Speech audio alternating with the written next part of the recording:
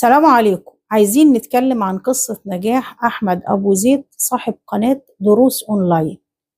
صلوا بينا على النبي. حكاية أحمد أبو زيد بتبدأ لما هو طالب في كلية الهندسة في جامعة طنطا محافظة الغربية، وفي سنة 2014 كان شاب من الشباب اللي حبوا الميديا وكان شغوف بيها. عمل قناة اسمها دروس أونلاين. القناة دي كانت بتقدم كورسات إنجليزي وتطوير ذات تطوير لسوق العمل، نصائح لسوق العمل. القناة كبرت. القناة وصل عدد المشتركين فيها لحوالي 12 مليون شخص بقوا بيتابعوا أحمد أبو زيد. أحمد أبو زيد لا كان بيقدم محتوى هلس ولا كان بيقدم محتوى خارج، لا ده محتوى تعليمي وكلنا حبيناه. أنا عن نفسي كنت بسمعه وهو اللي شجعني أفتح قناة. يعني أنا مش ما نسيتش جملته وهو بيقول لي ابدأ، وهو بيقول ابدأ، مع كاميرتك وحشة ابدأ، الإضاءة عندك وحشة ابدأ، المهم المحتوى اللي انت بتقدمه.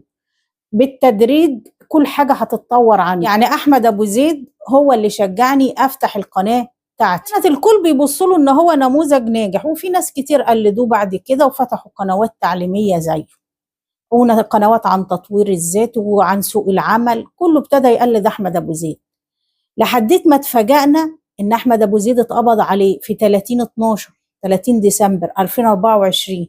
ليه يا جماعة اتقبض عليه؟ قال لك لا ده أصل هو بيتاجر في العملة. عملة إيه اللي بيتاجر فيها؟ ده واحد طول النهار أو كل فيديوهاته في غرفة مغلقة، أوضة صغيرة كده زي ما احنا كنا بنشوفها في الفيديوهات، وقاعد حاطط كاميرته قدامه وبيصور، وعلى طول بيذاكر وبيسترجع معلومات عشان يفيد بيها الناس.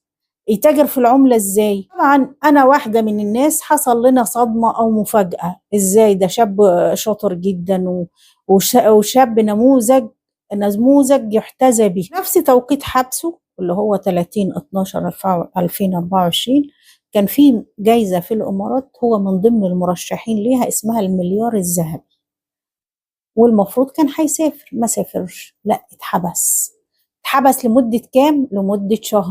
لمدة شهرين محبوس، والإشاعات عمالة تطلع والناس كلها زعلانة من الوضع اللي بيحصل. هو اتحبس ليه؟ اتحبس لأن المباحث دخلت عنده لقيت 163,000 دولار في بيته وتليفون عليه محادثات. يا جماعة ده الراجل ده يوتيوبر شغال من 2014، ليه 10 سنين، وصفحته عليها أكتر من 12 مليون متابع.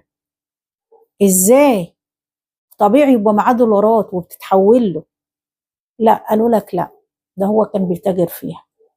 طب مين اللي كتب المحضر ده؟ كتب المحضر ده واحد ضابط بيقول إن هو اتنكر هو وواحد تاني، وإنه عملوا نفسهم يعني تجار عملة، وبعدين اتقبض عليه في بيته.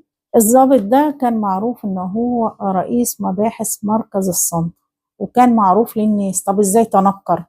كان في فيلم لهنيدي وهو بيقول له، هنيدي عامل فيها متنكر لاعب كرة افريقي، يقول له برضه طه، انت طه. سليمان عيد كان بيقول له في الفيلم كده برضه طه.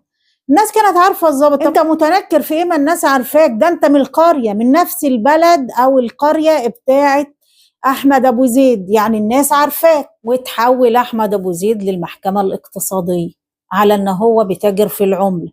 طب عشان التاجر في العمله تبع القانون قال لك اي حد من حقه يمسك يبقى عنده اي عملات في بيته، من حقك. ما فيش اي نص في القانون بيمنعك ان انت يبقى عندك شغل وعندك دولارات في بيتك، انت تسحب حسابك من البنك وتحطها في بيتك زي ما انت عايز. ده القانون اللي بيقول كده. امتى يتم القبض على الشخص وهو معاه عملات اجنبيه؟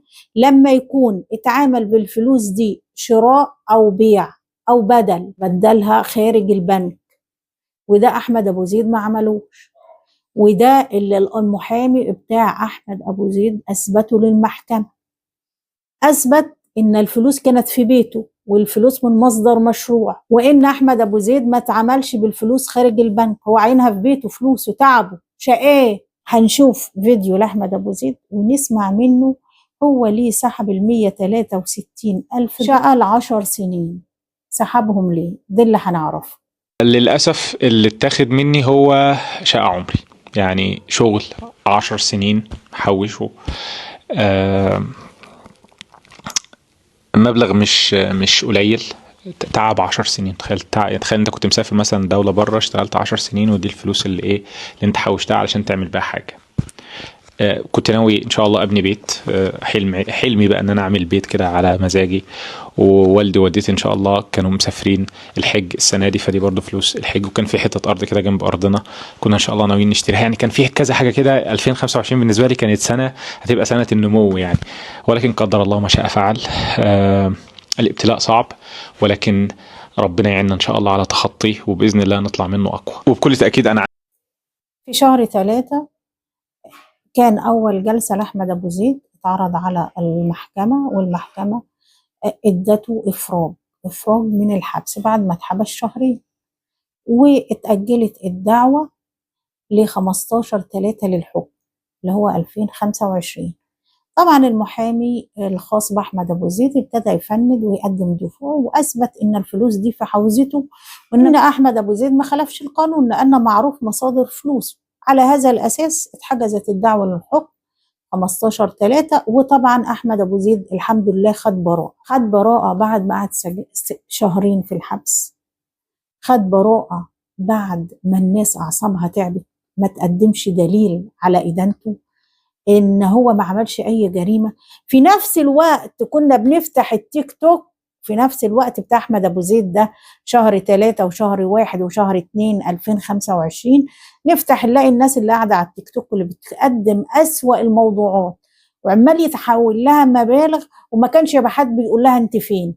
فكانت الناس بتستغرب ازاي شاب مكافح ناجح هدفه يعلم الناس بدون ما ياخد منهم اي جنيه، هدفه ان يطور الشباب لسوق العمل، دي تبقى نتيجة. الحمد لله احمد ابو زيد في 15/3 صدر الحكم لصالحه وخد براءة. بس بالنسبة للفلوس انا ما اعرفش وما ظهرش في الاحكام هل اتصدرت والحكومة خدتها ولا رجعت لاحمد ابو زيد. بس هي تقريبا والله اعلم ما خدهاش، لان من الفيديو اللي هو عمله وسمعناه بقول لك الفلوس دي كنت جايبها لكذا وقدر الله ما شاء فعل. يعني الفلوس دي انا حاجه مستغربه لها. المفروض الفلوس اللي اتصدرت وخد براءه المفروض ال 163,000 يرجعوا له دولار، هم يعادلهم بالمصري قبض عليه. فدي نقطه انا ما اعرفهاش ومش باينه في التحقيقات ولا في القراءات ولا، بس هي من تلميحاته وكلامه نستنتج ان هو ما خدش فلوس وراحت عليه. تعب 10 سنين راح عليه، كفاح 10 سنين راح عليه. وساعتها طلعت اشاعات قالوا لك ده هيهاجر بره مصر، طبعا قال لك لا انا مش هيهاجر. فجه نفس شهر اغسطس شهر 8 اللي احنا فيه ده ان هو عامل فيديو ويقول ان هو ساب الشغل هنا وراح لفين، وراح الامارات عشان يلاقي فرصة احسن. حظنا هنلاقي ان الامارات جاذبة لليوتيوبر يمكن من جميع انحاء العالم كمان مش من مصر. هل لانها مش بتاخد ضرائب على المشاهدات بتاعت اليوتيوبر؟ دي انا ما اعرفهاش، ممكن يكون سبب. هل لان النت على سرعه النت قويه هناك عن هنا؟ ممكن يكون سبب. بس انا من قراءتي لقضيه احمد ابو زيد وسماع الفيديوهات، عمرو اديب بيسال المحامي بتاعه سؤال حلو جدا عجبني. بيقول له هو ازاي الضابط عرف ان في بيت احمد ابو زيد 163,000 دولار؟ قال له الوشايه، ناس من البلد او من القريه اللي هو عايش فيها بلغوا، واما يجوا يقروا في المحاضر الضبط، المحامي وهو بيقرا في محاضر الضبط قال لك من مصادر سريه. مصادر سريه دي يعني حد في البلد.